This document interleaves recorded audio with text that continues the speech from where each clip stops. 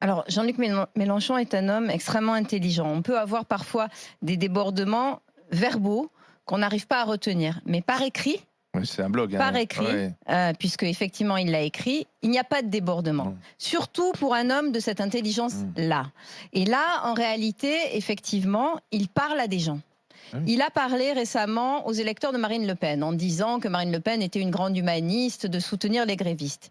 Il parle aujourd'hui aux antisémites notoires, parce qu'on sait quand même qu'il y a un grand fond aussi d'antisémitisme lié à un antisionisme en fait. Et donc, et puis il y a aussi des antisémites en France qui n'ont pas besoin d'être antisionistes pour être antisémites. Et je pense que là, on est dans un calcul politique terrible de sa part. Vraiment terrible. Il fait une erreur.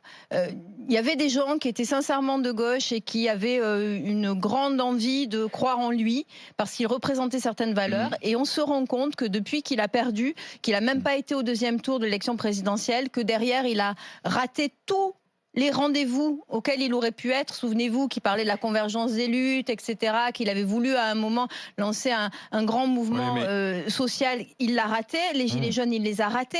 Les européennes, il les a ratés. Il rate aujourd'hui la réforme des retraites. Cet homme a tout raté. Et aujourd'hui, il cherche en fait à ramasser. À ramasser qui? Il parle à qui, à part aux gens qui adorent Soral et Dieudonné? À qui il leur parle, à part à ces gens-là? Donc effectivement, on est dans une dérive qui est terrible pour cet homme-là.